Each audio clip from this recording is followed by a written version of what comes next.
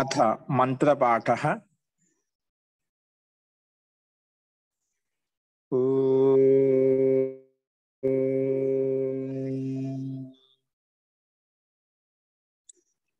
सहनाववतु सहनौ भुनक्तु सह वीर्यं करवावहै तेजस्विनावधीतमस्तु मा विद्विषावहै। ओम शांति शांति शांति।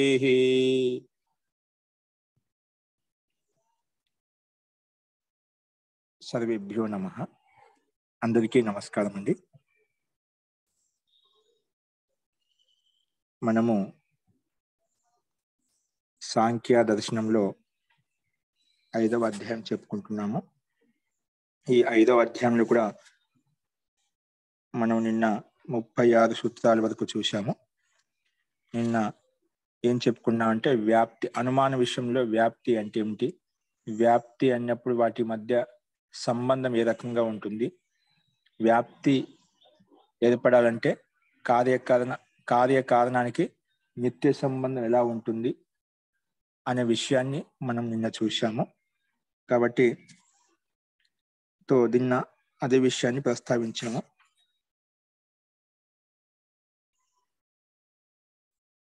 వ్యాప్తి అంటే కార్యకారణానికి మధ్య నిత్య సంబంధం ఉండాలి. నిత్య సంబంధం ఉన్నప్పుడు అది వ్యాప్తిగా పరిగణిస్తాము అని చెప్పి, వ్యాప్తి విషయంలో అంటే అనుమాన విషయంలో పంచావయక మాధ్యంతో వ్యాప్తి యొక్క స్వరూప నిత్య సంబంధం ఎక్కడైతే ఉంటుందో అక్కడే వ్యాప్తి ఉంటుందని చెప్పి చెప్పుకున్నాం. స్వరూపత అయితే వ్యాప్తి ఏర్పడదు. పూర్వపక్షి స్వరూపత అని అడిగినప్పుడు స్వరూపత వ్యాప్తి సంబంధం ఏర్పడదు. రెండు ఉన్న కారణం ఉండాలి, కార్యం ఉండాలి. అప్పుడే కార్యకారణ మధ్య పరస్పర సంబంధం నిత్య సంబంధం ఉంటుంది. కాబట్టి ఇక్కడ వ్యాప్తి ఏర్పడుతుంది అని చెప్పి సిద్ధాంతి ప్రస్తావించారన్నమాట. అస్తు, ఈ రకంగా చెప్పుకున్న తర్వాత ఈరోజు కొత్త అనుమాన విషయం చెప్పుకున్నాం. అంతకన్నా ముందు ప్రత్యక్ష విషయం చెప్పుకున్నాం. ఈ శబ్ద ప్రమాణ విషయంలో ఏ రకంగా మన ఏదైనా వస్తు సిద్ధి, వస్తువు యొక్క యథార్థమైన జ్ఞానం ఎలా కలుగుతుంది అంటే ఆ విషయాన్ని అధికరించి ఈ విషయం చెప్పబోతున్నాము. శబ్దం గురించి, ప్రత్యక్ష ప్రమాణం అయిపోయింది, అనుమాన ప్రమాణం అయిపోయింది. శబ్ద ప్రమాణం ఏ రకంగా తీసుకుంటా అనే విషయాన్ని ఎలా అర్థమవుతుంది, శబ్దం ద్వారా ఆప్తోపదేశం ద్వారా మనకి విషయం ఎలా అర్థం చేసుకుంటామనే విషయాన్ని ఇక్కడ ప్రస్తావించుకోబోతున్నాము. చూడండి, నేను చెప్పిన పాటను ఏమైనా సందేహం ఉందా?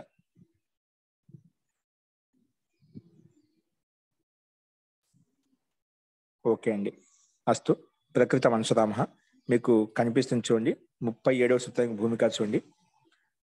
వ్యాప్తి గురించి చెప్పుకున్న తర్వాత అనుమాన విషయంలో నెక్స్ట్ చెప్తున్నారు, ధర్మరూప కర్మణః అంటే ధర్మరూప కర్మ ఏదైతే ఉందో, ధార్మిక కర్మ, ధార్మిక క్రియ పనులు ఏవైతే చేస్తాం అవి ధర్మరూప కర్మణః ఫలసిద్ధౌ అనుమానస్య స్వరూపముక్తం. ధర్మరూప కర్మ ఏదైతే చేస్తున్నావో, పని ఏది చేస్తున్నావో వాటి యొక్క ఫలసిద్ధిలో అనుమానస్య స్వరూపముక్త, అనుమానం ద్వారా ఎలా మనం చేసిన కర్మకు ఫలప్రాప్తి కలుగుతుంది అనేది అనుమానం ద్వారా పంచావయ ద్వారా అది సిద్ధింపజేసుకున్నాం, వ్యాప్తిపూర్వకంగా సిద్ధింపజేసుకున్నాం. ఆ విషయాన్ని చెప్పారు. ధర్మరూప కర్మణ ఫలసిద్ధిలో అనుమానస్య స్వరూపముక్తం, అనుమానం యొక్క స్వరూపం ఎలా ఉంటుంది, వ్యాప్తి ఎలా ఉంటుంది, నిత్య సంబంధం ఎలా ఉంటుంది, ఏ రకంగా చూసుకోవాలని అది మనం చెప్పుకున్నాం. స్వరూపముక్తం యద్ అనుమానం, ఎందుకంటే అనుమానం లింగి నౌ అభిలక్ష్య ప్రవర్తిత, ఎందుకంటే అనుమానం లింగము లింగిని అభిలక్షం చేసుకొని అది ప్రవృత్తం అవుతుంది. అంటే ధర్మాధర్మిని అభిలక్షం చేసుకొని, దాన్ని లింగాలింగిని అభిలక్షం చేసుకొని అనుమానం అనేది చెప్పబడుతుంది. ఇప్పుడు చెప్పాను, నిత్య సంబంధం ఉంటామన్నమాట. కారణం రెండు ఉండాలి, అలాగే ధర్మము ధర్మి రెండు ఉండాలన్నమాట. ఏదో ఒకటి ఉంటే కాదు, రెండు ఉన్నప్పుడే. అందుకే అనుమానం అనేది లింగము అది లింగి రెండుటిని అభిలక్షం చేసుకొని ప్రవృత్తం అవుతుంది. కాబట్టి ఆ విషయం యొక్క స్వరూపము చెప్పబడింది. ఇప్పుడు అధునా, అది పైన చెప్పిన విషయాన్ని ఇక్కడ ప్రస్తావించారు. అది చెప్పుకుంటూ ఇప్పుడు ఏం చెప్తున్నా అంటే అధునా, ఇప్పుడు తత్రైవ శబ్ద ప్రమాణం, ఇప్పుడు శబ్ద ప్రమాణం గురించి, అనుమాన ప్రమాణం గురించి చెప్పుకున్నాము. శబ్ద ప్రమాణం అంటే శబ్దార్థం అధికృత్య, అక్కడ అనుమానం ఎలా చేసాము, లింగిని అధికృత్య దాన్ని సిద్ధింపజేసుకున్నాం. లింగము లింగి, ధర్మము ధర్మి, గుణము గుణి, అలా రెండింటిని అభిలక్ష్యం పెట్టుకొని దాన్ని ప్రవృత్తం అవుతుంది అనుమాన విషయంలో.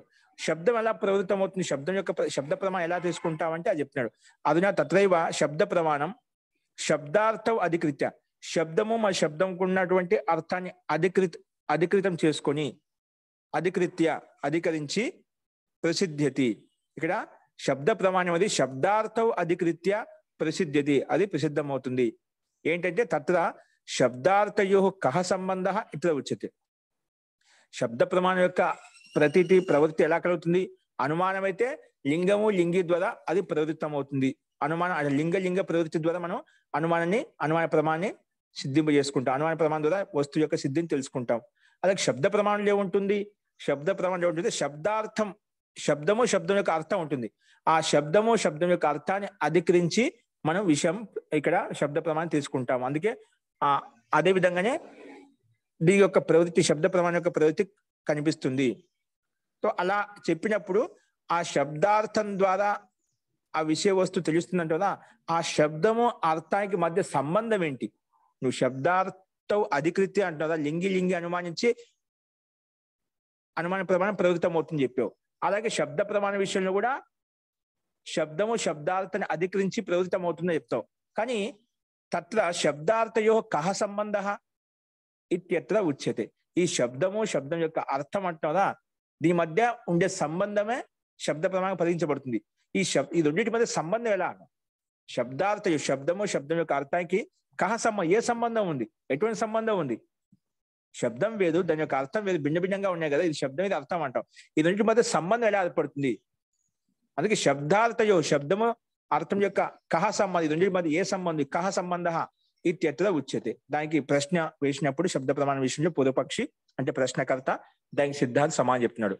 శబ్దార్థయో కహ సంబంధ, శబ్దము అర్థానికి ఏ సంబంధం అంటే వాచ్య 37 సూత్రంలో వాచ్య వాచక భావ సంబంధ. ఏ సంబంధం అంట? వాచ్య వాచక భావ సంబంధ శబ్దార్థయో. శబ్దార్థయోకి శబ్దము శబ్దం యొక్క అర్థానికి ఎటువంటి సంబంధం ఉంది పరస్పరం ఒకదానికొకటి అంటే వాచ్య వాచక భావ సంబంధం ఉంది. ఏ సంబంధం అంట?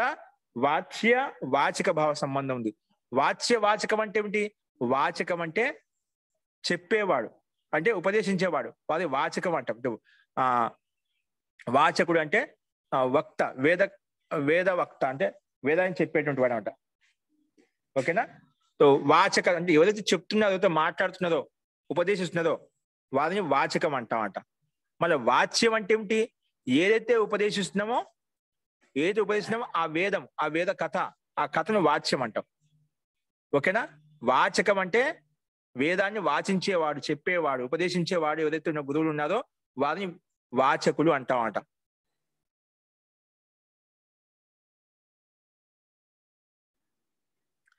సో వాచకులు అంటాం. వాచ్యం అంటే ఏమిటి? ఆ విషయ వస్తువు ఏదైతే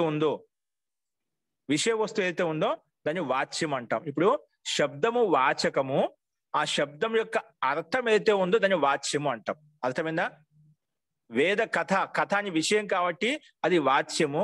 ఆ చెప్పేటువంటి వేద కథ చెప్పేటువంటి వ్యక్తి ఏదైతే ఉన్నారో, గురువు అయితే వారు వాచకము. అలాగా ఇక్కడ తీసుకోవాలన్నమాట.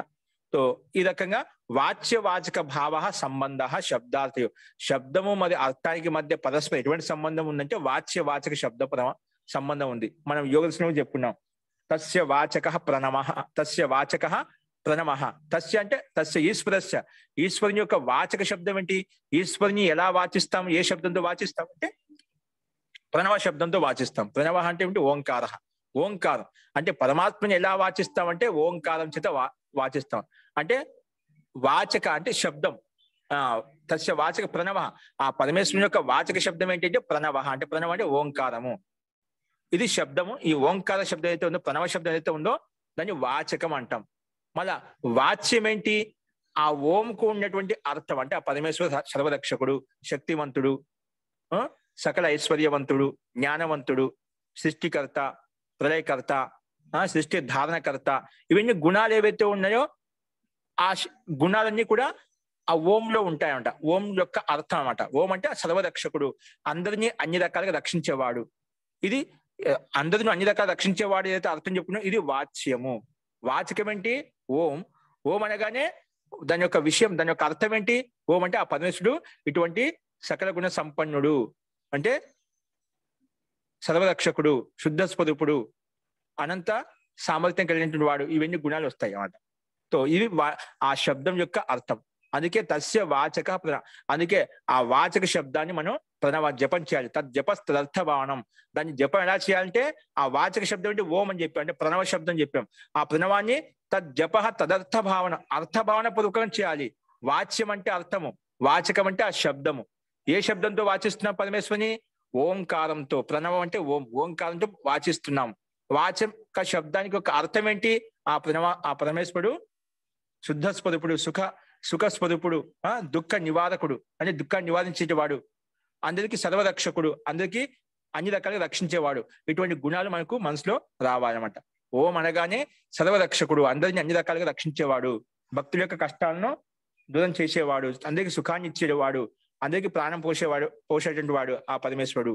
ఇవన్నీ వాటి యొక్క అర్థం అన్నమాట, ఓంకారం యొక్క అర్థం. దాన్ని అర్థపూర్వకంగా మనం జపం చేయాలి. అందుకే శబ్దపూర్వకంగా శబ్దం ఉంది, వాచక శబ్దము.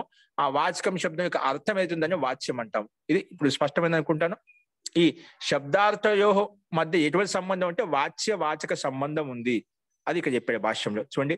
శబ్దార్థయో సంబంధ ఖలు వాచ్య వాచక భావో అస్తి. వాచ్య వాచక భావం ఉంది. వాచ్యం అంటే అర్థము, వాచకం అంటే ఆ చెప్పేటువంటి శబ్దం అవుతుందో దాన్ని, ఆ శబ్దం వాచకం. వాచక భావో అస్తి తత్ర. చూడండి అదే చెప్పాడు, తత్ర శబ్దో వాచక. శబ్దం అంటే వాచకం. మనం ఏ శబ్దాన్ని ఉచ్చరిస్తామో అది వాచకం. అర్థో వాచ్య, దాని యొక్క అర్థం అయితే ఉంది, శబ్దం యొక్క అర్థం అయితే ఉంది, దాన్ని వాచ్యం అంటాము. ఇది అంటే ఆ రెండింటి మధ్య శబ్దము దాని మధ్య ఉండే అర్థానికి మధ్య ఎటువంటి సంబంధం అంటే వాచ్య వాచక సంబంధం ఉంది. అంటే శబ్దార్థ సంబంధమే ఇక్కడ వాచ్య వాచక సంబంధము. ఈ రెండింటి మధ్య వాచ్య వాచక సంబంధం ఉంది చెప్పి సిద్ధాంతి ప్రస్తావించాడు. ఓకే, ఇది శబ్దార్థాల మధ్య శబ్దము అర్థానికి మధ్య ఎటువంటి సంబంధం అంటే వాచ్య వాచక సంబంధం ఉంది. అస్తు అలా చెప్పిన తర్వాత తస్య వాచ్య వాచక సంబంధస్య సిద్ధే ఉపాయమహ. ఈ వాచ్య వాచక సంబంధానికి సిద్ధి యొక్క ఉపాయం ఏంటి? ఎలా సిద్ధిస్తుంది? వాటికి సంబంధ సిద్ధి ఎలా సిద్ధిస్తుంది? వాచ్య వాచక సంబంధ, ఇది వాచ్యము, ఇది వాచకం అంటాం. ఇది వాచకం, ఈ శబ్దము, ఇది వాచ్యం, ఈ శబ్దం యొక్క అర్థము. ఇది రెండింటి మధ్య వాచ్య వాచక సంబంధమే శబ్దార్థం అంటున్నావు కదా. ఈ వాచ్య వాచక సంబంధస్య, వాచ్య వాచక సంబంధ సిద్ధే ఉపాయమాహ. ఈ సిద్ధి ఎలా కలుగుతుంది? వాచ్య వాచక సంబంధాన్ని ఈ రకంగా మనం అర్థపూర్వకంగా జపం చేస్తే వీడికి సిద్ధి ఎలా కలుగుతుంది అనేది ఇక్కడ ప్రశ్న ప్రస్తావించినప్పుడు పూర్వపక్షి ప్రశ్నకర్త దానికి వీటి యొక్క ఉపాయం ఏంటి? వాచ్య వాచక సంబంధం, శబ్దం యొక్క అర్థానికి మరి సంబంధం ఎలా ఏర్పడుతుంది, వాటి యొక్క సిద్ధి ఎలా కలుగుతుంది అంటే దానికి సమాధానము త్రిభిః సంబంధ సిద్ధి. ఈ వాచ్య వాచక సంబంధం అంటే శబ్దార్థ సంబంధం యొక్క సిద్ధి ఎలా కలుగుతుందంటే త్రిభిః మూడు విషయాల ద్వారా సంబంధం ఏర్పడుతుంది. త్రిభిః మూడు ప్రకారాల ద్వారా ఈ సంబంధ సిద్ధి ఏర్పడుతుంది. అంటే వాచక సంబంధం ఏర్పడుతుంది అంటే శబ్దార్థ సంబంధం ఏర్పడుతుంది. ఎలాగా? త్రిభిః మూడు రకాలుగా. ఏ రకంగా? త్రిభిః సంబంధ సిద్ధి, మూడు రకాలుగా సంబంధ సిద్ధి ఏర్పడుతుంది. అంటే శబ్దార్థానికి వాచ్య సంబంధం రెండు ఒకటి, వాచ్య వాచకం ఉన్న శబ్దార్థం ఉన్న రెండు ఒకటి ఇక్కడ. తో త్రిభిః చూడండి భాష్యము, త్రిభిః ప్రకారైః మూడు ప్రకారాలుగా ఈ సంబంధ సిద్ధి ఏర్పడుతుందంట. వాచ్య వాచక సంబంధం ఎలా ఏర్పడుతుంది? మూడు ప్రకారాలుగా ఏర్పడుతుంది. త్రిభిః ప్రకారైః మూడు ప్రకారాలుగా మనం వాచ్య వాచక సంబంధాన్ని అర్థం. ఒకే ప్రకారం కాదు, ఒకే విధంగా మనకు అర్థం కాదు, మూడు రకాలు. ఏంటి మూడు రకాలు? మొట్టమొదటిది ఆప్తోపదేశాత్. ఆప్తోపదేశం అంటే ఆప్త పురుషులు, గురువులు, జ్యేష్ఠులు ఎవరైతే ఉన్నారో, జ్ఞానవంతులు ఎవరైతే ఉన్నారో, అధ్యాపకులు ఎవరైతే ఉన్నారో, ఆచార్యులు ఎవరైతే ఉన్నారో వారు ఆప్తోపదేశం ద్వారా సంబంధించి ఏర్పడుతుంది. ఏంటంటే డైరెక్ట్ గా ఆప్తోపదేశం. మొట్టమొదటి గురువులు లేని పిల్లలకు తల్లిదండ్రులే మొట్టమొదటి గురువులు. ఆ అమ్మ చిన్న పిల్లవాడికి చెప్తుంది దీన్ని ఇప్పుడు మొట్టమొదటిగా ఓనమాలు నేర్పిస్తుండేది. అమ్మ, అక్క, నాన్న అని చెప్పి, అత్త అని చెప్పి, పిన్ని అని చెప్పి అవి చెప్తుంది. అంటే చెప్పడం వల్ల అలా పలుకుతూ ఉంటాయి. ప్రత్యక్షంగా ఆప్తోపదేశం. ఆ పిల్లవాడికి ఆ అమ్మ ఎలా చెప్పిందో అలాగే ఆ పిల్లవాడు పలుకుతూ ఉంటాడు. ఆప్తోపదేశం అంటే ప్రామాణికంగా అన్నమాట. అది అమ్మ చెప్పిందే అదే తర్వాత కొంతకాలం తర్వాత కూడా అదే మనసులో యథార్థం అవుతుందన్నమాట. అదే కొంతకాలం తర్వాత ఒక వయసు వచ్చిన తర్వాత గురువు ఉపదేశిస్తామట. ఇలా ఉంటుంది ప్రతి విషయాన్ని ఈ విధంగా అర్థం చేసుకోవాలి. అక్కడ గురువు ప్రత్యక్ష ద్రష్ట, గురు ప్రత్యక్ష ఉపదేష్ట. అక్కడ గురువు ఉపదేశిస్తున్నాడు ప్రత్యక్షంగా. ఇది ఆప్తోపదేశం. ఈ ఆప్తోపదేశం, ఈ శబ్దం యొక్క అర్థం అని చెప్పి గురువు ఉపదేశిస్తున్నాడు. ఈ శబ్దం ఇలా ఉంటుంది, ఈ శబ్దం యొక్క అర్థం ఇలా ఉంటుంది. దాన్ని అదేవిధంగా ఆ శబ్దం యొక్క అర్థం అదేవిధంగా అర్థం చేసుకోవడం వల్ల, దాన్ని అదేవిధంగా ఆచరించడం వల్ల దాని యొక్క అన్నిటి మీద సంబంధం ఏర్పడుతుందన్నమాట. ఈ రకంగా ఆప్తోపదేశం ద్వారా, గురువుల ద్వారా, అధ్యాపకుల ద్వారా, తల్లిదండ్రుల ద్వారా అది నేర్చుకుంటాం. అంటే డైరెక్ట్ గా చెప్పినప్పుడు ఆ చెప్పింది విని పలుకుతూ ఆచరిస్తూ దాన్ని నేర్చుకోవడం ఆప్తోపదేశం. ఇది ఒక ప్రకారం. రెండవది ఏంటి? వృద్ధ వ్యవహారాత్. ఈ శబ్దాలకు సంబంధం ఎలా ఏర్పడుతుంది? దీని ముందు మనకు తెలియదు. చిన్నపిల్లవాడికి ఈ లోట అంటే ఏమిటి తెలియదు. దాన్ని మనం ఉపయోగించుకుంటాం. దాన్ని చూస్తే దీని లోట అంటే అది పట్టుకొని చూపించామనుకోండి, ఆ మనసులో ఆ పిల్లవాడికి మైండ్లో సెట్ అవుతున్నామట.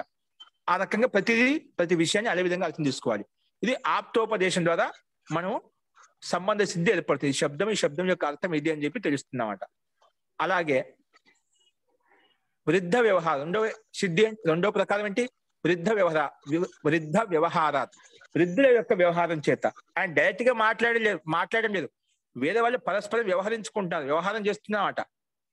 ఒక పని చెప్తున్నాడు, ఆ పని చెప్పడం వల్ల ఆ పని ద్వారా అతడు పక్కన ఉన్నటువంటి పిల్లవాడు చూస్తున్నాడు. ఒక వస్తువుని తీసుకుందాం, గామ్ ఆనయ్య అని చెప్పాడు.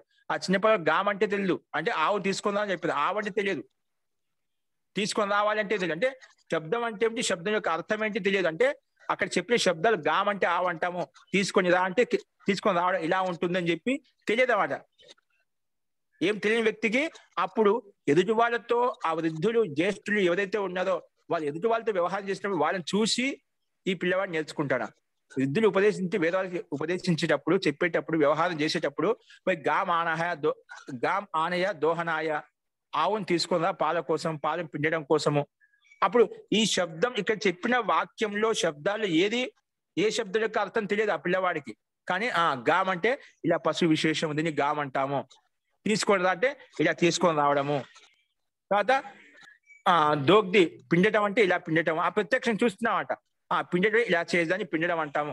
ఇలా తీసుకొని రావడం దీన్ని ఆనయనం అంటాము. ఇది క్రియాపదము. అలాగే ఆవు అంటే గామ్ అంటే ఆవు అని చెప్పి దీన్ని పిండ విశేషాన్ని ఇది ఆవు అంటామని చెప్పి పక్కన వ్యవహారాన్ని చూసి డైరెక్ట్ గా ఉపదేశించడం లేదు.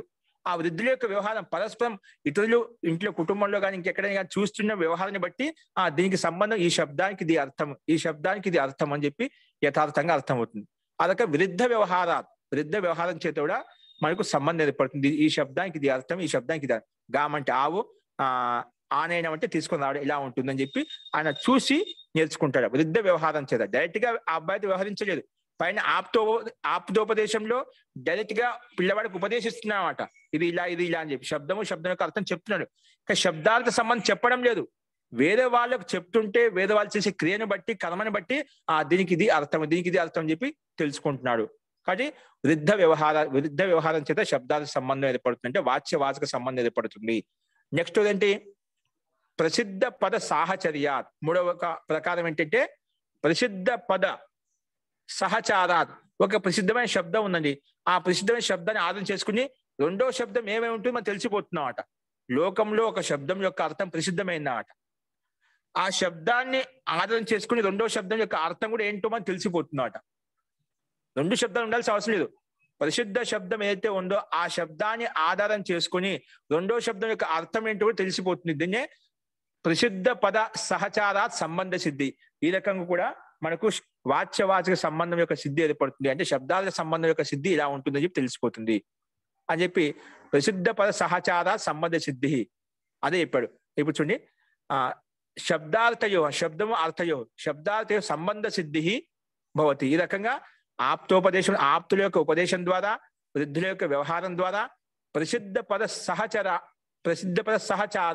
ఆ ప్రసిద్ధమైన ఒక పదాన్ని చూసి రెండో పదం ఏమై ఉంటుందని మనం అర్థం చేసుకోగలుగుతాము. అటు ప్రసిద్ధ పదం యొక్క సహచారం చేత మనకు సంబంధ సిద్ధి ఏర్పడుతుంది. ఏ సంబంధ సిద్ధి? శబ్దార్థయో సంబంధ సిద్ధి భవతి. శబ్దము వాటి యొక్క అర్థం యొక్క సంబంధ సిద్ధి ఏర్పడుతుంది అని చెప్పి ఇక్కడ చెప్పాడు. దానికి ఒక్కోదానికి ఉదాహరించాడు. ఆప్తోపదేశం అంటే గురువుల ద్వారా, అధ్యాపకుల ద్వారా, ఆచార్యుల ద్వారా ఉపదేశించబడింది. ఏంటి? తల్లిదండ్రుల ద్వారా ఉపదేశించబడింది. ఇప్పుడు ఏం చెప్పాడు? శాస్నవతి గౌహు అని చెప్పి ఒక వాక్యం చెప్పాం, ఒక శబ్దం చెప్పాం.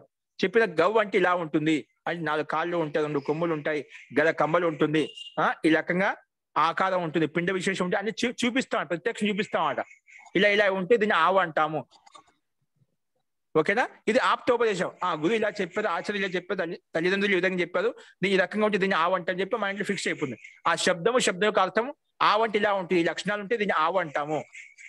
గచ్చతీతి గోహు, నడుస్తూ ఉంటూ గతి చేస్తూ ఉంటే దీన్ని ఆవు అంటామని చెప్పి ఆ రకంగా విశిష్టమైన లక్షణాలు, స్థూలమైన ముఖ్యమైన లక్షణాలు ఏవైతే చెప్తాం దాన్ని బట్టి మనకి ఇది ఆవు యొక్క లక్షణం ఈ విధంగా ఉంటాయని చెప్పి అర్థం అవుతుందన్నమాట. ఇది ఆప్తోపదేశం. కానీ శాస్త్రవతి గౌహు అంటే గరకమ్మలతో యుక్తమైంది, 4 కాళ్ళతో యుక్తమైంది, ఈ రకమైన రంగు రూప ఆకారం ఉంటే దీన్ని గౌ అంటామంటే ఆవు అంటామని చెప్పి అది ఎలా ఉపదేశించాడో బాలకుడు శిష్యుడు దాన్ని అదే విధంగా అర్థం చేసుకుంటాడు. కానీ ఇది ఈ రకంగా సంబంధ సిద్ధి ఏర్పడుతుంది. రెండోది వృద్ధ వ్యవహారాత్. వృద్ధుల యొక్క వ్యవహారం అంటే వత్స గాం ఆనయ దోహనాయ. ఏ వత్స అంటే బాలకుడా, ఆవుని తీసుకొనిరా పాల కోసము, ఆవుని తీసుకొనిరా పాల కోసం. ఆవు అంటే కొత్త వ్యక్తి, తెలియని వ్యక్తి, బాలకుడు లేదంటే కొత్త వ్యక్తి. ఆవు అంటే తెలియదు, తీసుకొనిరా అంటే తెలియదు, పాల కోసం అంటే తెలియదు. 3 శబ్దాలు ఉపయోగించాం. గాం ఆనయ దోహనాయ.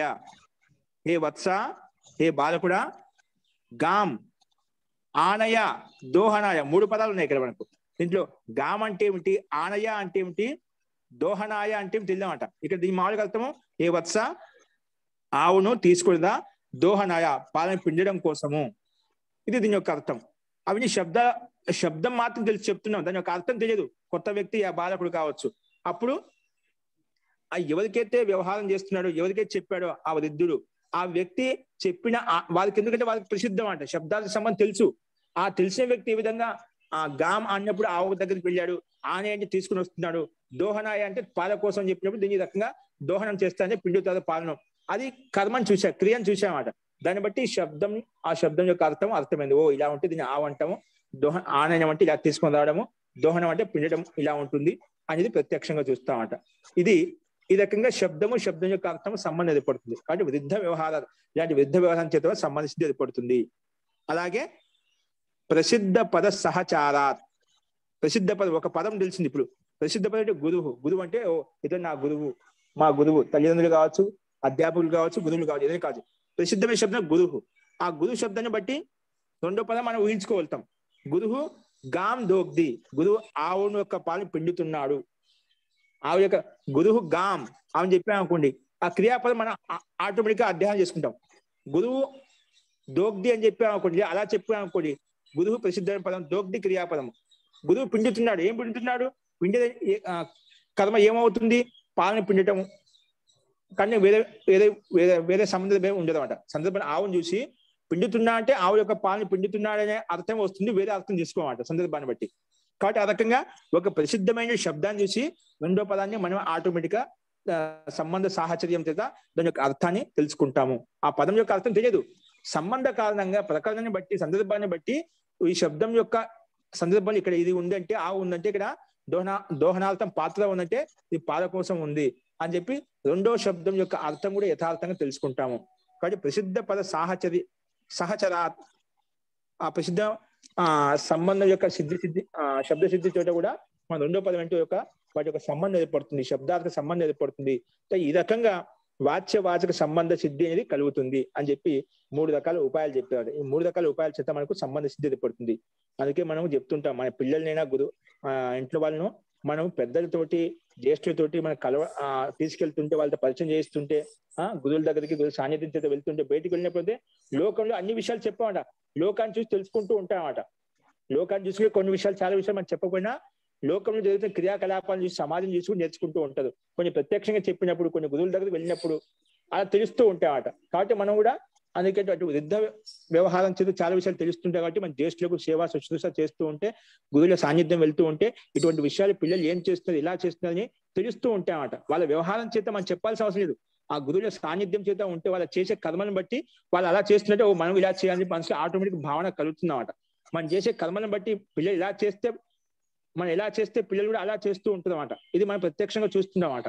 అదే జ్యేష్ఠ వ్యక్తులు, శ్రేష్ఠ వ్యక్తుల దగ్గరికి వెళ్ళామనుకోండి, వాళ్ళ కర్మలు ఉత్తమంగా ఉంటాయి, శ్రేష్టంగా ఉంటాయి. కాబట్టి ఆ కర్మలను ఆచరిస్తూ వాళ్ళు కూడా అదే విధంగా నేర్చుకోవడం వల్ల వాళ్ళ జీవితంలో, భవిష్యత్తులో వాళ్ళు చాలా విషయాలు తెలుసుకోగలుగుతారు, జ్ఞానాన్ని పొందగలుగుతారు అన్నమాట.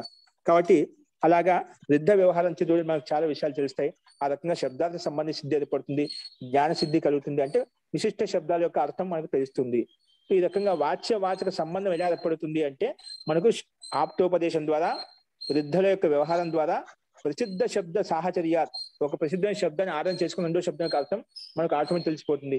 ఈ 3 హేతువుల ద్వారా మనకు వాచ్య వాచక సంబంధం అంటే శబ్దాల సంబంధం ఏర్పడుతుంది అని చెప్పి మనం ఇక్కడ చెప్పుకున్నామండి. అస్తు. ఇలా చెప్పిన తర్వాత మళ్ళీ పూర్వపక్షి ప్రశ్న వేస్తున్నాడు. ముందు శబ్దానికి అర్థం ఏ సంబంధం అంటే వాచ్యవాచక భావ సంబంధం చెప్పాడు. ఈ వాచ్యవాచక సంబంధానికి వాచ్యవాచక సంబంధం ఎలా ఏర్పడుతుంది అంటే ఈ 3 కారణాల ద్వారా ఏర్పడుతుంది. ఆప్తోపదేశం ద్వారా, వృద్ధుల వ్యవహారం ద్వారా, ప్రసిద్ధ సాహచర్యం చేత చెప్పుకున్నాం. అలా చెప్పిన తర్వాత మళ్ళీ పూర్వపక్షం ఏమంటున్నా అంటే ఇక్కడ నను అంటే ప్రశ్న అన్నమాట. ఇక్కడ ఏం ప్రశ్న? శబ్దస్య ప్రామాణ్యం క్రియార్థమేవ. మరి ఒక శబ్దం ఉందంటే శబ్దం యొక్క ప్రామాణ్యం క్రియార్థం, ఒక క్రియ కోసం. అంటే ఒక వేదం శబ్దం అంట. వేదం అంటే వేదంలో మనకు విధి నిషేధం చెప్పబడింది. అంటే ఈ సంసారం సృష్టి నిర్మించబడినప్పుడు వేదంలో ఏం చెప్పబడింది? ఇలా ఉండాలి, ఇలా ఉండకూడదు, ఈ పని చేయాలి, ఈ పని చేయకూడదు, విధి నిషేధం చెప్పినామాట.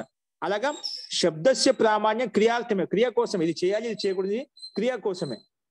యద్వా వస్తు స్వరూప ప్రదర్శనార్థమపి. ఇక ప్రశ్నకర్త ఏమంటున్నా అంటే శబ్దస్య ప్రామాణ్యం, ఈ శబ్దం యొక్క ప్రామాణ్యం అనేది క్రియార్థమేవా, క్రియ కోసమేనా, కేవలం ఇది చేయాలి, ఇది చేయకూడదు దానికోసం ఉపదేశించబడిందా? లేదంటే యద్వా అంటే లేదంటే వస్తు స్వరూప ప్రదర్శనార్థం అపి, లేదంటే వస్తువు యొక్క స్వరూపాన్ని ప్రదర్శించడం కోసం కూడా చెప్పబడిందా?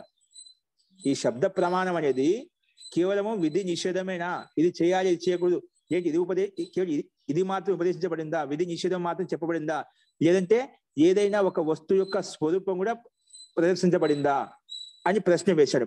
ప్రశ్నకర్త ప్రశ్న వేసినప్పుడు అత్ర ఉచ్యతే, సమానం చెప్తున్నాడు. నా కార్య నియమ, కేవలము వేదముని క్రియార్థం, క్రియ కోసమే కాదు, విధి నిషేధమే కోసమే కాదు, వస్తువు యొక్క స్వరూపాన్ని ప్రదర్శించడం కోసం కూడా ఇది శబ్దం యొక్క ప్రామాణ్యం తీసుకోబడుతుంది. శబ్దం యొక్క ప్రామాణ్యం అంటే ఇది చేయాలి, చేయకూడదు ఇంతే కాదు, వస్తువు యొక్క స్వరూపాన్ని కూడా ప్రదర్శిస్తుంది, వస్తువు యొక్క యథార్థం కూడా యథార్థంగా బోధిస్తుంది అని స్వరూపాన్ని తెలియజేస్తుంది. కాబట్టి నా కార్య నియమ, కేవలం శబ్ద ప్రమాణం అనేది క్రియార్థ కోసం, క్రియ కోసం, విధి నిషేధం కోసమే కాదు, ఉభయత దర్శనాలు రెండు వైపులా కనిపిస్తుంది. అంటే క్రియా కోసం కనిపిస్తుంది, వస్తువు యొక్క స్వరూపాన్ని ప్రదర్శించడం కోసం కూడా ఈ శబ్ద ప్రమాణాన్ని ఉపయోగించుకుంటాము అని చెప్పి సిద్ధాంతి 39వ సూత్రంలో చెప్పామట. నా కార్య నియమ, కార్యంలో నియమం కాదు, ఉభయత దర్శనాలు రెండు వైపులా అది మనకు కనిపిస్తుంది. ఏంటో భాషించుండి. శబ్దస్య ప్రామాణ్యం, ఈ శబ్దం యొక్క ప్రమాణం అనేది క్రియార్థమేవ అస్తి ఇది నియమో నా, క్రియ కోసమే, విధి నిషేధం కోసం, ఇది చేయాలి, ఇది చేయకూడదు అనే విషయం కోసమే కాకుండా క్రియార్థమేవ అస్తి ఇది నియమో నా, కేవలం క్రియ కోసమే, చేయాలి, ఇది చేయకూడదు అనే క్రియ కోసమే కాదు, అలాగే ఉంటుందని చెప్పి అలా నియమం కాదు. నియమో నాస్తి అంటే నియమో నా యతః, ఎందుకంటే ఉభయత దర్శనాత్, రెండు వైపులా కనిపిస్తున్నాడు. ఎలాగంటే శబ్దస్య అంటే మంత్రాత్మక శరీరం, వేదంలో మంత్రాలు ఉంటాయి కదా, ఆ మంత్రాత్మక అంటే మంత్రం యొక్క స్వరూపాన్ని కూడా చెప్తున్నమాట. వేదస్య అంటే మంత్రాత్మకస్య, ఏంటి వేదస్య అంటే మంత్రాత్మకస్య క్రియార్థత్వం వస్తు స్వరూప ప్రదర్శనార్థత్వం చ ఉభయతా ప్రయోజనం దృశ్యతే. చూడండి, శబ్దస్య అంటే మంత్రాత్మకస్య, మంత్రం యొక్క స్వరూపం ఏంటి, ఆ మంత్రం యొక్క శబ్దం యొక్క అర్థాన్ని తెలియజేస్తుంది, అంటే క్రియను తెలియజేస్తుంది, ఇది చేయాలి, ఇది చేయకూడదు అని చెప్పి. అలాగే మంత్రాత్మకస్య క్రియార్థత్వం, క్రియ కోసం కూడా ఉంది, వస్తు స్వరూప ప్రదర్శనార్థత్వం, వస్తు యొక్క స్వరూపాన్ని ప్రదర్శించడం కోసం కూడా ఈ మంత్రాత్మకం ఉంది, అంటే మంత్రం ఉంది, అంటే శబ్దం ఉంది. కాబట్టి మంత్ర స్వరూప ప్రదర్శనార్థత్వం చ ఉభయత ప్రయోజనం దృశ్యతే, రెండు రకాలుగా ప్రయోజనం కనిపిస్తుంది. ఉభయత ప్రయోజనం దృశ్యతే, రెండు రకాలుగా ప్రయోజనం మనకు కనిపిస్తుంది. ఏంటది రెండు రకాల ప్రయోజనం అంటే ఇక్కడ వేదమంత్రం చెప్పబడింది అన్నమాట. యజుర్వేదంలో 40వ అధ్యాయము 2వ మంత్రము, కుర్వణ్యేవేహ కర్మాణి జిజీవిషేత్ శతం శ్రమాః. ఇదేంటి విధా అని చెప్పింది. వేదం ఏం చెప్పి విధా చెప్పింది, ఏం చేయాలని చెప్పింది? వేదం ఏం ఆదేశిస్తుంది? కుర్వణ్యేవేహ కర్మాణి జిజీవిషేత్ శతం శ్రమాః, కర్మ చేస్తూనే 100 ఏళ్ళు బతకడానికి నువ్వు ఇష్టపడు, కర్మలు చేస్తూనే, ఇది విధానం అన్నమాట. నువ్వు ఎంతసేపు జీవనం ఉండాలి, ఏదో కర్మ చేస్తూనే ఉండాలి. అలాగే ఆ కర్మ చేస్తూనే జీవించడానికి నువ్వు ఇష్టపడాలి అని చెప్పి విధి చెప్పిందన్నమాట. నిషేధం ఏంటి? అక్షర మాదివ్య, పాచికలు ఆడవద్దు, ఇది నిషేధ వాక్యం. ముందు చెప్పుకున్నాం, ఇక్కడ ఇవ్వలేదు. అక్షర మాదివ్య,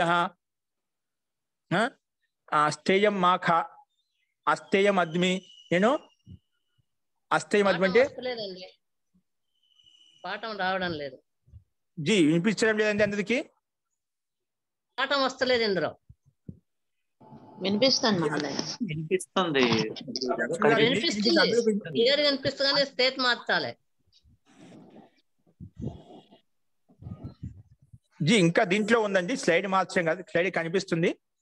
మన స్లైడ్ చెప్పుకుంటాం అట. ఓకేనా? అస్తు.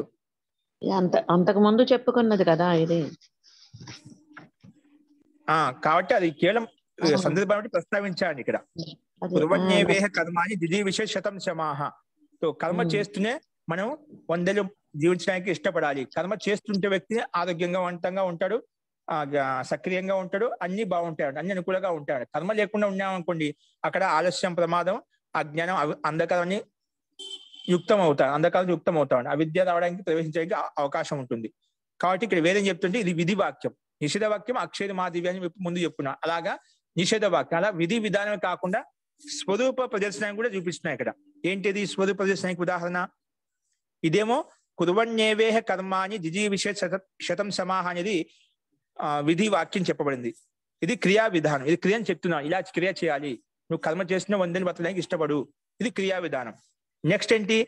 నెక్స్ట్ ప్రమాణం చూపిస్తున్న ఋగ్వేదంలో 1వ మండలము 1వ అధ్యాయము 3వ సూక్తంలో.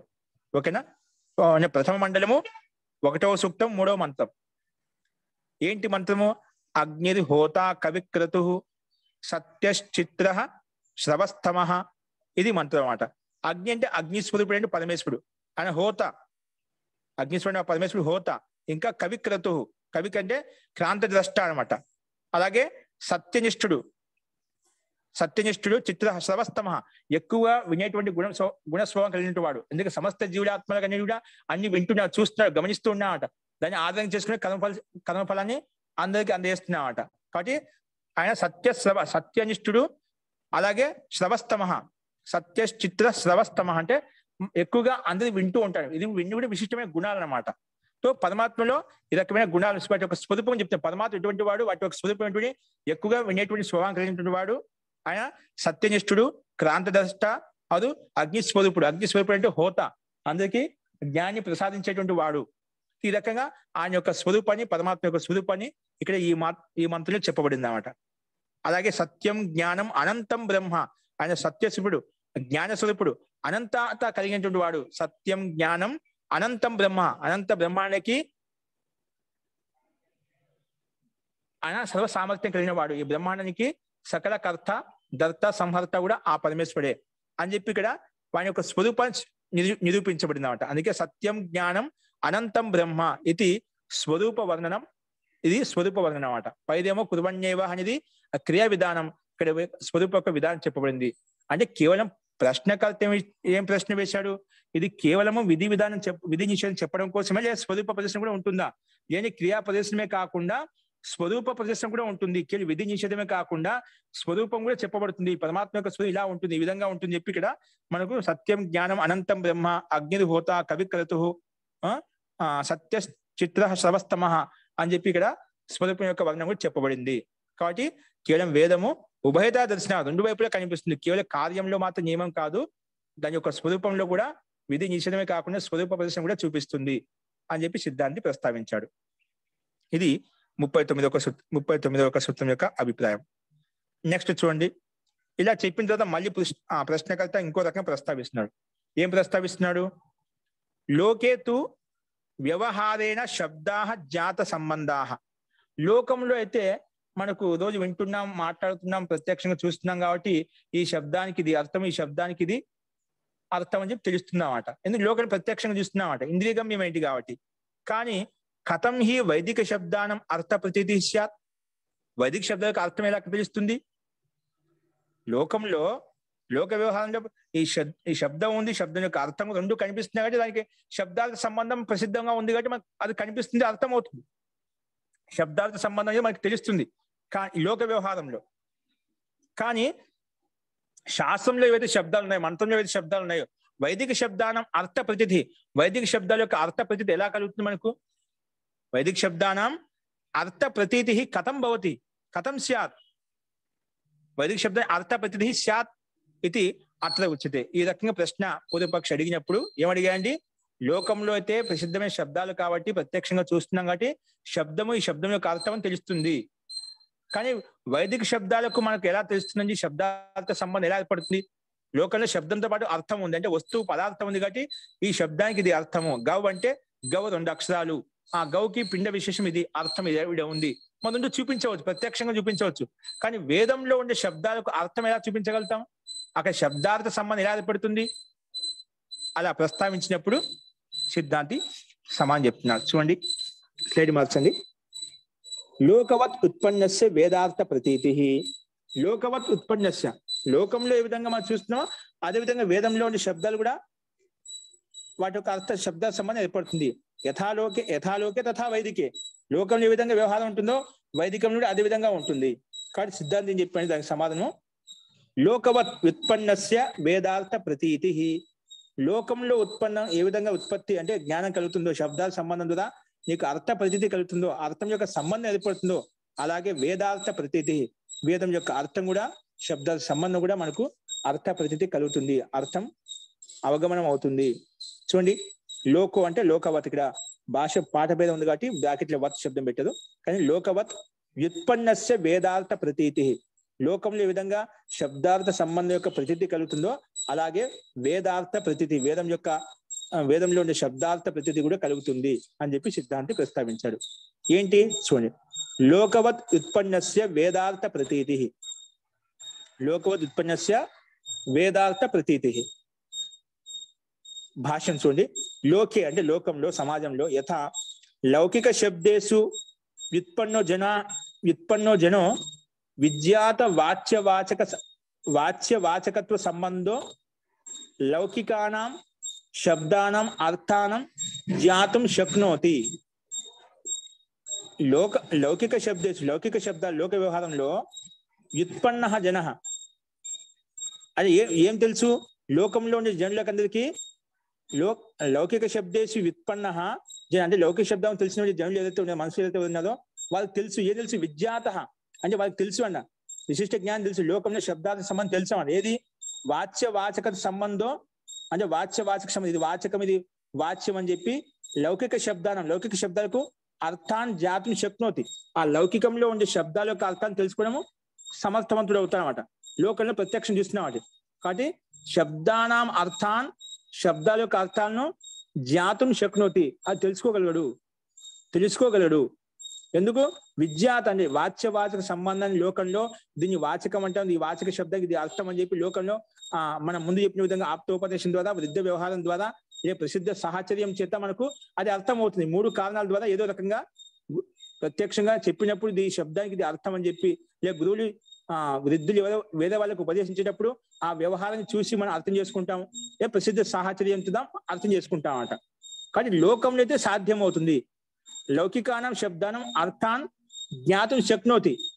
కానీ తథైవ వైదిక శబ్దేషు ఉత్పన్నో జన, వైదిక శబ్దాల్లో ఉత్పన్నమైనటువంటి జనులు ఏదైతే ఉన్నదో విజ్ఞాత వాచ్యవాచక సంబంధ వేదార్థం అంటే వైదిక శబ్దానం అర్థానపి ప్రత్యేతి. ఏ విధంగా అయితే లోకంలో వాచ్యవాచకత్వ సంబంధము లౌకిక శబ్దాలకు అర్థాన్ని తెలుసుకోగలుగుతున్నాడో తథైవ అలాగే వైదిక శబ్దాలు వేదంలో ఉండే శబ్దాల యొక్క ఉత్పన్న జ్ఞానం కూడా, అలాగే విజ్ఞాత వాచ్యవాచక సంబంధ వేదార్థం, వేదం యొక్క అర్థాన్ని అంటే వైదిక శబ్దానం వైదిక శబ్దాల యొక్క అర్థాన్ని కూడా తెలుసుకోగలుగుతాడు.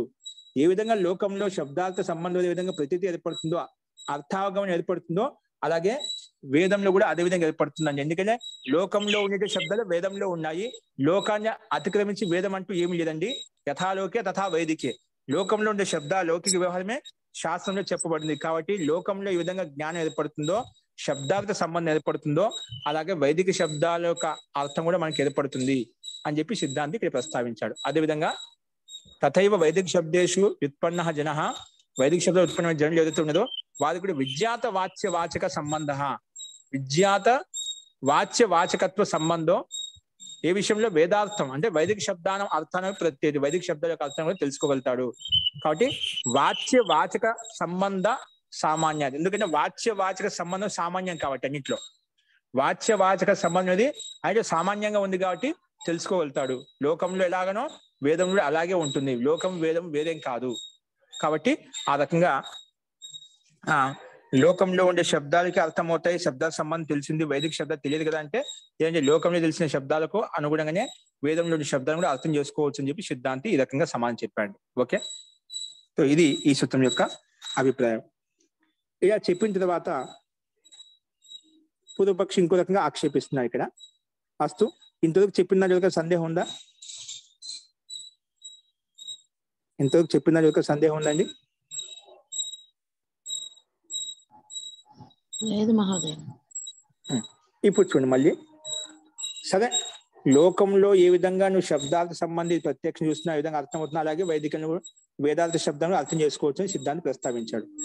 అలా చెప్పిన తర్వాత మళ్ళీ 41 సూత్రానికి భూమిక ప్రశ్నకర్త పూర్వపక్షి ఇంకో రకంగా ప్రస్తావిస్తున్నాడు. లోకవత్ వ్యుత్పన్నస్య వేదార్థ ప్రతీతి ఉచ్యతే. లోకవత్ లోకానికి సమానంగానే ఏదో ఉత్పన్నస్య వేదార్థ ప్రతి వేదం యొక్క అంటే వేదంలో ఉండే శబ్దార్థ సంబంధం కూడా ఏర్పడుతుంది. లోకంలో ఏ విధంగా ఏర్పడుతుందో అలా ఏర్పడుతుంది. భవతు లోకవత్ లోకంకి సమానంగానే వ్యుత్పన్నస్య వేదార్థ ప్రతీతి ఉచ్యతే వేదార్థ సంబంధం ఏర్పడుతుంది చెప్పావు. భవతు వేదే అపి వ్యుత్పన్నస్య వేదార్థ ప్రతీతి, వేదంలో కూడా ఏ విధంగా లోకంలో ఏర్పడుతుందో అలాగే వేదే అపి వేదంలో కూడా వ్యుత్పన్నస్య వేదార్థ ప్రతీతి భవతు. అది బానే ఉంది, అది స్వీకరించాం, బానే ఉంది. పరంతు చెప్పి మళ్ళీ వేరే విధంగా ప్రశ్నవిస్తున్నాడు. సో లోకంలో ఉండే శబ్దాలు సమానంగా వేదంలో నేర్చుకోవచ్చు, తెలుసుకోవచ్చు, బానే ఉంది. కానీ పరంతు వేదే ఉత్పన్నత కథం భవేత్, వేదంలో ఉత్పత్తి అనే జ్ఞానం ఎలా కాదు, శబ్దాల సమయం ఎలా ఏర్పడుతుంది? వేదంలో వ్యుత్పన్నత అనేది విశిష్టత అనేది కథం భవేత్ కథం ఎలా సంభవిస్తుంది? ఎందుకంటే లోకేతు త్రిభిః అపౌరుషేయ, లోకేతు త్రిభిః ఉపాయైః, 3 ఉపాయాలు చెప్పినాం పైన.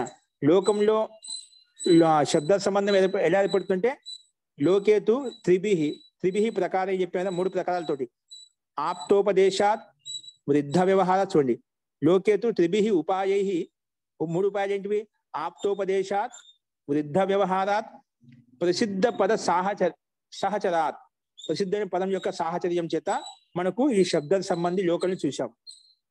సహచర్య భవిష్యతి లౌకిక శబ్దేషు, కాబట్టి ప్రసిద్ధ పద సహచారాత్ భవిష్యతి లౌకిక శబ్దేషు మనుష్యస్య ఉత్పన్నత. కింద వేదే కథం, వేదం ఎలా వస్తుంది? లోకంలో 3 హేతువుల ద్వారా 3 ప్రకారాల ద్వారా ఆప్తోపదేశం ద్వారా, వృద్ధ వ్యవహారం ద్వారా, ప్రసిద్ధ పద సాహచర్యం ద్వారా మనకు వ్యుత్పత్తి కనిపిస్తుంది. అంటే వాటి యొక్క జ్ఞానం శబ్దాల సంబంధం ఏర్పడుతుంది. కానీ లౌకిక శబ్దేషు లౌకిక శబ్దంలో మనుషులు, ఎందుకంటే మనుషులు పరస్పరంగా ఉన్నారు కాబట్టి, మనుషులు ఇక్కడ పరస్పరంగా ఉన్నారు, ప్రత్యక్షంగా చూస్తున్నారు కాబట్టి, ఇంద్రియగమ్యమైంది కాబట్టి ఇంద్రియాల ద్వారా చూస్తున్నారు ప్రత్యక్షంగా. కాబట్టి మనుష్యస్య ఉత్పన్నత భవిష్యతి. పరంతు కింద వేదే కథం, వేదంలో ఈ శబ్దాల సంబంధం ఎలా ఏర్పడుతుంది? నువ్వు పైన చెప్పావు లోకంలో ఎలాగో వేదార్థ పద్ధతి అలాగే వస్తుంది చెప్పావు, కానీ అంతతో దాని పుష్టి కలగదనమాట. కానీ లోకంలో అయితే మనుషులు పరస్పరం ప్రత్యక్షంగా ఒకరిగా చూస్తున్నారు, ప్రత్యక్షంగా ఉంటున్నారు కాబట్టి ఆ లోకవత్ అది వ్యుత్పత్తి కలుగుతున్నమాట, శబ్దాల సంబంధం ఏర్పడుతాయి. కానీ వేదంలో ఉండే శబ్దాల ప్రత్యక్షత లేదు కదా, అది ఎలా కనిపిస్తుంది? దానికి సమాధానం చెప్తున్నారు ఇక్కడ పూర్వపక్షి. అలా అడిగినప్పుడు దానికి సమాధానం పూర్వపక్షి విధంగా ప్రస్తావిస్తున్నాడు. నా త్రిభిః 3 నువ్వు చెప్పావు, సిద్ధాంతం చెప్పావు కదా, సిద్ధాంతాన్ని ఆక్షేపిస్తున్నావట. 3 ఉపాయాల ద్వారా, 3 ప్రకారాల ద్వారా, ఆప్తోపదేశం ద్వారా, వృద్ధ వ్యవహారం ద్వారా, ప్రసిద్ధ పద సాహచర్యం ద్వారా నీకు వేదార్థ సంబంధం ఏర్పడుతుంది, అలాగే శబ్దాల సంబంధం ఏర్పడుతుంది సిద్ధాంతం చెప్పాడు. కానీ నా త్రిభిః ఉపాయైః, 3 ఉపాయాల ద్వారా శబ్దార్థ ప్రతిథి వేదార్థ ప్రతిథి కలగదు. సిద్ధాంతి పూర్వపక్షి ప్రశ్న ఇది పూర్వపక్షి యొక్క సూత్రం అండి. పూర్వపక్షి అంటే నా త్రిభిహి, 3 ఉపాయాల ద్వారా 3 ప్రకారాల ద్వారా శబ్దం యొక్క అర్థం మధ్య సంబంధం ఏర్పడదు. ఎందుకు? అపౌరుషేయత్వం అంటే లోక వ్యవహారం ఏర్పడుతుంది, లోకం నుండి శబ్దాల సంబంధం ఏర్పడుతుంది, కానీ వేదంలో ఉండేది శబ్దాల సంబంధం ఏర్పడదు. 3 ఉపాయాల ద్వారా 3 ప్రకారాల ద్వారా 3 ఉపాయాల ద్వారా లోక వ్యవహార సిద్ధి, లోకంలో ఉండే శబ్దాల సంబంధం ప్రత్యక్షంగా ఉండేది. అక్కడ లోక సిద్ధి లోకంలో ఏర్పడుతున్నమాట, శబ్దాలతో సంబంధం ఏర్పడుతుంది. కానీ వేదార్థ ప్రతితి, వేదంలో ఉండే వేదమంత్రంలో శబ్దం యొక్క అర్థ ప్రతితి కలగదు, 3 ఉపాయాల ద్వారా కలగదు. సిద్ధాంతి 3 ఉపాయాల ద్వారా కలుగుతుందని చెప్తున్నాడు, కానీ 3 ఉపాయాల ద్వారా కలగదు. నా త్రిభిహి ఎందుకు కలగదు? దానికి హేతు ఒక హేతు ఏం ప్రస్తావించాడంటే, ఒక కారణం ఏం చెప్పాడంటే అపౌరుషేయత్వాద్ వేదస్య, ఈ వేదని అపౌరుషం పురుషుడి ద్వారా నిర్మించలేదు, పురుషుడు జీవాత్మ ద్వారా నిర్మించలేదు. వేదం అనేది పురుషుడి ద్వారా నిర్మించలేదు. లోకంలో జీవాత్మ నిర్మించబడిన ఏవైతే ఉన్నాయో అవి పౌరుషేయం కాబట్టి మీకు శబ్దాలతో సంబంధం ఏర్పడుతుందన్నమాట. ఈ వేదం అనేది అపౌరుషేయం కదా, పురుషుడి ద్వారా నిర్మించలేదు, పురుషుడి ద్వారా చెప్పబడలేదు. అది మరి ఎలా వేదార్థం ఎలా ప్రతిది ఎలా ఏర్పడుతుంది? వేదంలో ఉండే శబ్దం యొక్క అర్థం ఎలా ఏర్పడుతుంది? ఎందుకంటే అపౌరుషేయం, పురుషుడి ద్వారా ఈ వేదం రచించబడలేదు. అదే ఆ పరమాత్మనే రచింపబడింది. పరమాత్మ నిరాకారుడు, అని ఆకారం లేనటువంటి వాడు. లోకంలో విధంగా మనుషులకు ఆకారం ఉంటుందో వాళ్ళ ద్వారా ఉత్పన్నమైన శబ్దాలు ఏదైతే ఉందో, శబ్దం యొక్క అర్థం ఏదైతే ఉందో మనం ప్రత్యక్షంగా చూపించవచ్చు.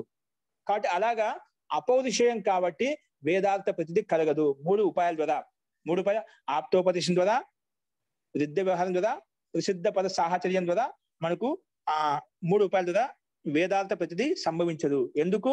అపౌరుషేయత్వాద్ వేదస్య, వేదం అపౌరుషేయం అంటే ఈశ్వరుడి ద్వారా ప్రదత్తమైంది. ఇది మానవుడి ద్వారా నిర్మించింది కాదు. వేదం అనేది ఇది మనిషి నిర్మించేది, మనిషి ద్వారా నిర్మించేది కాదు. లోకంలో మనిషి ద్వారా నిర్మించిన దానికి దానికి ఒక పేరు ఉంటుంది, దానికి ఒక అర్థం ఉంటుందన్నమాట. అలాగా వేదం అనేది అపౌరుషేయం, పురుషుడి ద్వారా అంటే జీవాత్మ ద్వారా నిర్మించబడలేదు, అంటే పరమాత్మ నిర్మించబడింది, అపౌరుషేయము. కాబట్టి ఆ వేదస్య అపౌరుషేయత్వాద్, ఎందుకంటే తద్ అర్థస్య అతీంద్రియత్వాద్. ఇంకోటి ఏంటి? దాని యొక్క అర్థం, వేదం యొక్క అర్థం అనేది అతీంద్రియము. మన ఇంద్రియాల ద్వారా ప్రత్యక్షంగా చూడలేమాట. ఏ విధంగా లోకంలో ఒక శబ్దం ఉంది, ఆ శబ్దం యొక్క అర్థం యథార్థంగా మన ఇంద్రియం ద్వారా ఈ వస్తుని ఈ శబ్దానికి ఇది ఈ వస్తువు, ఈ పదార్థము, ఈ శబ్దానికి ఇది అర్థము అని చెప్పి ఏ విధంగా ప్రత్యక్షంగా చూస్తున్నామో తద అర్థస్య అతీంద్రియత్వాద్, దాని యొక్క అర్థము అతీంద్రియం కాబట్టి, అంటే ఇంద్రియాల ద్వారా గోచరం కాదు. ఏ విధంగా పురుషుడు ద్వారా ఉత్పన్నమైనటువంటి వస్తువులు ఏవైతే ఉన్నాయో అవి ఇంద్రియముల ద్వారా ప్రత్యక్షం కంటితో చూస్తున్నాం. పలానా వస్తువు కంటికి ఇచ్చామంటే ఈ వస్తువు ఇలా ఉంది అంటే వెంటనే మనకు తెలిసిపోతుంది, ఎందుకంటే కంటితో ప్రత్యక్షంగా చూసాం కాబట్టి ఈ వస్తువు ఇలా ఉంది అని చెప్పి. అలాగా వేదంలో చెప్పిన శబ్దాలు ఏవైతే శబ్దం యొక్క అర్థ సంబంధి మనకు ఏర్పడదు. కాబట్టి వేదస్య అంటే తద్ అర్థస్య అతీంద్రియత్వాద్, ఆ వేదం యొక్క అర్థం అనేది అతీంద్రియము, ఇంద్రియముల ద్వారా గోచరించబడదు, అంటే అతీంద్రియము, ఇంద్రియముల ద్వారా ప్రత్యక్షం కాదు. ఏ విధంగా లోకంలో మనకు ప్రత్యక్షం అవుతుందో అలాగా ఆ శబ్దం యొక్క అర్థం అనేది వేదంలో ఉండే శబ్దాల యొక్క అర్థము అతీంద్రియత్వాద్. కాబట్టి ఒకటి అపౌరుషేయత్వాద్, అతీంద్రియత్వాద్, ఇంద్రియం ద్వారా గోచరింపబడే ప్రత్యక్షం కాదు కాబట్టి ఈ 2 హేతులు ప్రస్తావించాడు. ఎవరు? పూర్వపక్షి చెప్తున్నాడు. నువ్వు 3 ప్రకారాల ద్వారా, ఆప్తోపదేశం ద్వారా, రిద్ధ వ్యవహారం ద్వారా, ప్రసిద్ధమైన శబ్ద సాహచర్యం ద్వారా మనకు శబ్దాల సంబంధం ఏర్పడుతుంది, శబ్దం యొక్క అర్థం యొక్క సంబంధం ఏర్పడుతుంది చెప్పావు. కానీ అది లోకంలో ఉండే శబ్దాల సంబంధం ఏర్పడుతుంది, కానీ వేదంలో ఉండేటువంటి వేదమంత్రాలు ఉండే శబ్దం యొక్క అర్థం సంబంధం ఏర్పడదు 3 ప్రకారాల ద్వారా, 3 ఉపాయాల ద్వారా. ఎందుకంటే అపౌరుషేయము, అది అతీంద్రియము, అది పురుషుడి ద్వారా నిర్మించింది కాదు. ఇంకా వాటి యొక్క అర్థం ఇంద్రియం ద్వారా గోచరింపబడదు, ఇంద్రియాల ద్వారా మనం చూడలేము అని చెప్పి సిద్ధాంతి పూర్వపక్షి ప్రస్తావించాడు. ఏంటి భాష చూడండి. వేదస్య ఆ మనుష్యకృతత్వాద్, భాష చూడండి. వేదస్య ఆ పౌరుషేయత్వాద్ అంటే ఏమిటి? వేదస్య ఆ మనుష్యకృతత్వాద్, ఇది మనిషి ద్వారా నిర్మించబడలేదంట. ఈ వేదం అనేది, వేదాలు 4 వేదాలు, ఋగ్వేదము, యజుర్వేదము, సామవేదము, అథర్వవేదం, ఈ 4 వేదాలు మనిషి ద్వారా నిర్మించబడలేదు, జీవాత్మ నిర్మించబడలేదు. ఎందుకు? ఆ మనుష్యకృతత్వాద్, మనిషి ద్వారా నిర్మించేది కాదు, ఆ మనుష్యకృతత్వాద్. కాబట్టి తద్ అర్థస్య అతీంద్రియత్వాత్ అపి, కాబట్టి అది మనిషి ద్వారా నిర్మించిందంటే మనం దాని యొక్క అర్థం చెప్పగలుగుతామట. ఇది మనిషి ద్వారా నిర్మించలేదు అంటున్నాం అంటే తద్ అర్థస్య అపి అతీంద్రియం, ఇంద్రియం ద్వారా మనం దాన్ని చూడలేమన్నమాట, అంటే అతీంద్రియము. అది చెప్పి పునశ్చ వేదార్థస్య అప్రత్యక్షత్వాదపి, వేదం యొక్క అర్థం అప్రత్యక్షత్వాదపి, అది ప్రత్యక్షంగా చూడలేమట, మన కంటి ద్వారా చెవుల ద్వారా వినలేము, అదే ప్రత్యక్షంగా చూడలేము. దాని యొక్క ఫలప్రాప్తి ప్రత్యక్షంగా చూడలేము అన్నమాట. ఈ విధంగా మనం లోకంలో ఉండే వస్తువులను, పదార్థాలను, వాటి యొక్క ఫలితాన్ని ప్రత్యక్షంగా చూస్తున్నాం అన్నమాట. అందుకే వేదార్థస్య అప్రత్యక్షత్వాదపి, ప్రత్యక్షంగా చూడలేదు కాబట్టి, అందుకే త్రిభిహి నా అని 3 ఉపాయాల ద్వారా ఈ వేదార్థ ప్రతీతి కలగదు. త్రిభిహి నా అంటే త్రిభిహి ఉపాయేహి, 3 ఉపాయాలు ఏంటి? ఆప్తోపదేశ, వృద్ధ వ్యవహార, ప్రసిద్ధపద సాహచర్యై సహా సంబంధం నాభవతి. కాబట్టి వేదార్థ ప్రతీతి అనేది ప్రసిద్ధమైనటువంటి ఈ 3 ఉపాయాల ద్వారా మనకు శబ్దార్థ సంబంధం ఏర్పడదు, వాచ్యవాచక సంబంధం ఏర్పడదు, 3 ఉపాయాల ద్వారా.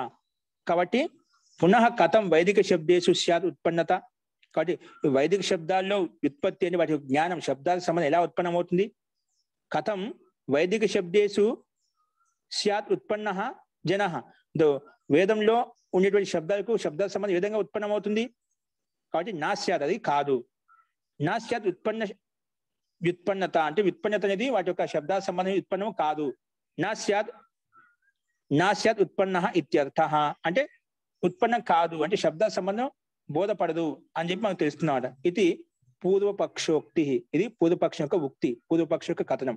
ఈ రకంగా పూర్వపక్షి ప్రస్తావించండి. ఓకేనా? పూర్వపక్షం ప్రస్తావించడం, ఇది శబ్దం వైదిక శబ్దేషు వ్యుత్పన్నత అనేది మనుషుల్లో కలగదు, ఎందుకంటే అపౌరుష్యమైంది, అంటే అమానుష్యకృతమైంది ఈ వేదము. కాబట్టి అమానుష్యకృతమైంది కానీ ప్రత్యక్షంగా కనిపించదు, కాబట్టి మనకు శబ్దాల సంబంధం ఏర్పడదు. కాబట్టి వ్యుత్పన్నత నాస్యాత్ ఇత్యర్థ అని సిద్ధాంతి ఈ రకంగా ప్రస్తావించండి. అస్తు, దానికి సమాధానం సిద్ధాంతి ఏం చెప్పాడంటే అత్ర సమాధత్తే పూర్వం వేదార్థస్య అతీంద్రియత్వే సమాధానం ఉచ్యతే. పూర్వపక్షం చెప్పాడు అతీంద్రియమైంది, ఇంద్రియం ద్వారా గోచరింపబడదు, అతీంద్రియం కాబట్టి అంటే ఇంద్రియం ద్వారా మనం తెలుసుకోలేము అని చెప్పి సిద్ధాంతి చెప్పిన దానికి సమాధానం సిద్ధాంతి ఇక చెప్తున్నాడు. అత సమాధత్తే పూర్వం వేదార్థస్య అతీంద్రియత్వే, పూర్వంలో వేదార్థం యొక్క ఏంటి? అతీంద్రియం చెప్పాం కదా, సమాధానం వచ్చింది, దానికి సమాధానం చెప్తున్నాడు. 2 లైన్లు చూడండి, ఇది ఒక క్వశ్చన్. సూత్రం చూడండి, భాష్యం చూడండి. నా ఏంటి? నా వేదార్థ ప్రతీతి అతీంద్రియం కాబట్టి, అపౌరుషం కాబట్టి వేదార్థ సంబంధం కాదని చెప్పేదా, ఆ సంబంధం కాదు, అది నా నిషేధిస్తున్నాడు. వేదార్థస్య అతీంద్రియత్వం నాస్తి, నా అని నిషేధిస్తున్నాడు. ఈ వేదం అంటే వేదమంత్రం యొక్క అర్థం అయితే ఉందో, వేదార్థస్య అతీంద్రియత్వం నాస్తి, ఈ వేదంలో ఉండే మంత్రాలు ఏవైతే ఉన్నాయో వాటి శబ్దం యొక్క అర్థం అనేది అతీంద్రియం కాదు. వేదార్థస్య వేదం యొక్క అర్థం అనేది అతీంద్రియత్వం నాస్తి, అతీంద్రియం కాదు. ఎందుకు? దానికి కానివి యజ్ఞాదేహి. యజ్ఞాదేహి అంటే ఏమిటి? సూత్రంలో యజ్ఞ దాన అధ్యయనానాం, యజ్ఞము దానము అధ్యయనానాం స్వరూపతః తత్తద్ వ్యవహారేణ ప్రత్యక్షతో ధర్మత్వం అంటే ధర్మఫలం ఉపలభ్యతే హి తస్మాత్ వేదార్థో నా అతీంద్రియ. వేదంలో యజ్ఞం చేయడం వల్ల మనకు సుఖ విశేషం కలుగుతుంది, దానం చేయడం వల్ల సుఖ విశేషం కలుగుతుంది, అధ్యయనం చేయడం వల్ల దాని యొక్క ఫలం అనేది మన ప్రత్యక్ష యజ్ఞ దాన అధ్యయనానాం స్వరూపతః తత్తద్ వ్యవహారేణ ప్రత్యక్ష ధర్మత్వం అంటే ధర్మఫలం ఉపలభ్యతే హి. ఆ ధర్మం యొక్క ఫలం మనం ప్రత్యక్షంగా ఒక కర్మ చేస్తే ఆ కర్మకు ఒక ధార్మిక అనుష్ఠానం, దాని యొక్క ఫలం మనం ప్రత్యక్షంగా చూస్తున్నామట. అది శబ్దమే కదా, ప్రత్యక్షం చూడలేదు, కానీ కర్మానంతరం మనకు ప్రత్యక్షంగా ఫల ప్రాప్తి కలుగుతుంది. కాబట్టి అలాగే వేదస్య అర్థ ప్రతిపత్తి కూడా, వేదార్థ ప్రతిపత్తి కూడా అది మనకు అతీంద్రియం కాదు, ఇంద్రియ గోచరం అవుతుంది, ప్రత్యక్ష ఫల ప్రాప్తి కలుగుతుంది, అతీంద్రియం కాదు అని మొత్తానికి సిద్ధాంతి ఈ రకంగా ప్రస్తావించాడు.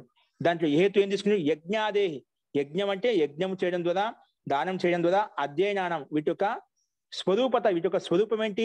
తత్తద్ వ్యవహారేణ అంటే యజ్ఞం చేయడం వలన, దానం చేయడం వలన, అధ్యయనం చేయడం ద్వారా ఏ రకమైన ధర్మం, ఏ విధంగా కర్మ చేస్తే ఆ కర్మానుష్ఠానం ప్రకారంగానే దాని యొక్క ఫలం కూడా కనిపిస్తుందన్నమాట. అయితే తత్తద్ వ్యవహారైన ప్రత్యక్ష ధర్మత్వం, అది ప్రత్యక్ష ధర్మంని ఆచరించినప్పుడు ఏమవుతుంది? ధర్మ ఫలం ఉపలభ్యతే హి. యజ్ఞం చేస్తే వానికి సుఖ విశేషం కలుగుతుంది, స్వర్గ విశేషం కలుగుతుంది. అలాగే దానం చేయడం వల్ల దాని యొక్క కీర్తి ప్రతిష్టలు, అలాగే పరమాత్ముడా వారికి రెట్టింపు చేసి ఇస్తాడనమాట. కాబట్టి అలాగే అధ్యయనం చేయడం వల్ల వాటి యొక్క ఫలితం జ్ఞానం వల్ల సుఖశాంతి కలుగుతుంది. ఇవి ప్రత్యక్షంగా చూస్తున్నామట. అందుకే ధర్మఫలం ఉపలభ్యతే. కాబట్టి తస్మాత్ వేదార్థో నా అతీంద్రియ, వేద యొక్క అతీంద్రియం కాదు, పూర్వపక్షం చెప్పాడు వేదం అనేది అపౌరుషం కాబట్టి ఇంద్రియం ద్వారా గోచరింపబడదని చెప్పాడు కదా, అది అతీంద్రియం కాదండి. ధర్మఫలం అనేది స్వరూపం అనేది, ధర్మత్వం అనేది ప్రత్యక్ష ధర్మత్వం, ధర్మఫలం ఉపలభ్యతే. ప్రత్యక్షంగా మనం యజ్ఞం చేయడం వల్ల, దానం చేయడం వల్ల, అధ్యయనం చేయడం వల్ల వాటి యొక్క ఫలప్రాప్తి ప్రత్యక్షంగా, మన ధర్మాన్ని ఆచరించడం వల్ల వాటి యొక్క ఫలప్రాప్తి ప్రత్యక్షంగా మనమే అనుభూతిని పొందుతున్నాము. కాబట్టి నువ్వు చెప్పిన ప్రకారంగా అతీంద్రియం కాదు, అపౌరుషయమే. అపౌరుషయం అయినప్పటికీ కూడా దాన్ని ధర్మాన్ని ఆచరిస్తున్నాం కాబట్టి వాటి యొక్క ఫలప్రాప్తిని ప్రత్యక్షంగా చూస్తాము. కాబట్టి దాంట్లో సందేహం లేదు. ఎందుకంటే వైశిష్ట్యాత్, వాటి యొక్క వైశిష్ట్యం ఏంటి? యజ్ఞదాన అధ్యయనానం అంటే వైశిష్టం, విశిష్ట విధి పూర్వకానుష్ఠానాలు. అంటే యజ్ఞానికి ఏ విధంగా విశిష్టత విధి విధానం ఉందో, విశిష్ట విధి పూర్వక అనుష్ఠానాలు, విశిష్టంగా విధి పూర్వక అనుష్ఠానం చేయడం వల్ల యజ్ఞము దానం అధ్యయనం వినిచి ఒక విధి విధానం ప్రకారంగా ఏ విధంగా గురువులు, అధ్యాపకులు, జ్యేష్ఠులు, విద్వాంసులు శాస్త్రం ఏ విధంగా చెప్తుందో అదే విధంగా విశిష్ట విధి పూర్వక అనుష్ఠానం చేయడం ద్వారా, అంటే స్వరూపత తత్తద్ వ్యవహారంగా స్వరూపంగా ఏది ఎలా చెప్పామో, ఏ విధి విధానం చెప్పామో అలాగా ఆచరించడం ద్వారా ప్రత్యక్షత ధర్మత్వం, ప్రత్యక్షంగా ఆ ధర్మాన్ని ఆచరించడం వల్ల ఏమవుతుంది? ధర్మ ఫలం ఉపలభ్యతే, ధర్మం యొక్క ఫలం ఉపలబ్ధం అవుతుంది, ప్రత్యక్షంగా చూస్తున్నాము. కాబట్టి తస్మాత్ నా వేదార్థో నా అతీంద్రియ అని చెప్పి సిద్ధాంతి ఇక్కడ ప్రస్తావించాలి. ఇంకా దీనికి పుష్టి కోసము ఏ రకంగా అని చెప్పి ఇంకా ప్రమాణాలు చెప్తాడు, అదేంటో మనం రేపు చూద్దామండి. అస్తు, ఇంతవరకు చెప్పిన వాటిలో ఇంకెవరికైనా సందేహం చెప్పండి. కాబట్టి వేదం అనేది అతీంద్రియం కాదు, ఇది లోకంలో యజ్ఞము, దానము, అధ్యయనం చేయడం అనే విధంగా ఫలప్రాప్తి వెంటనే కలుగుతుందో అలాగే మనకు శబ్దాలకు సంబంధి కూడా వేదంలో చెప్పినటువంటి విధి విధానం ప్రకారంగా ఆచరించడం వల్ల, ధర్మాన్ని అనుష్ఠానం చేయడం వలన మనకు కూడా ఆ ఫలప్రాప్తి కలుగుతుంది. కాబట్టి అతీంద్రియం కాదని చెప్పి సిద్ధాంతి ఈ రకంగా ప్రస్తావించాలండి. అస్తు,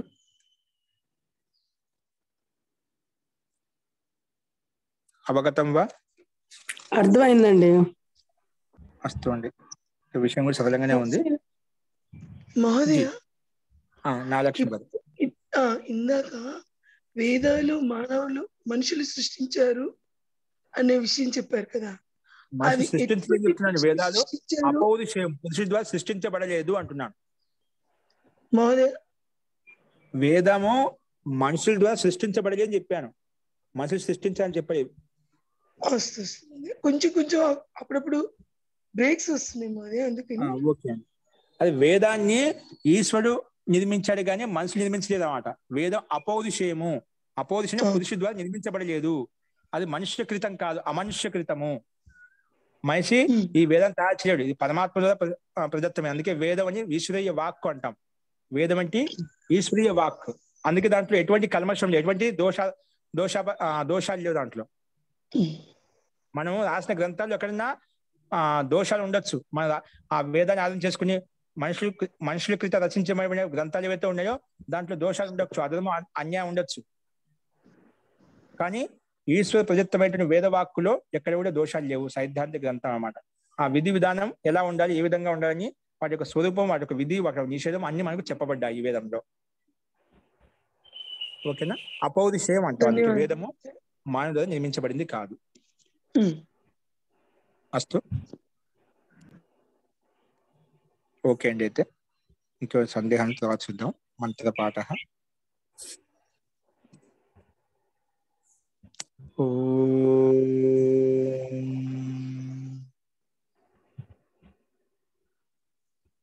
సర్వే భవంతు సుఖినః, సర్వే సంతు నిరామయాః, సర్వే భద్రాణి పశ్యంతు, మా కశ్చిత్ దుఃఖభాగ్ భవేత్. ఓం శాంతి శాంతి శాంతి. సర్వేభ్యో నమః. అందరికీ నమస్కారం అండి. నమస్తే మహోదయ.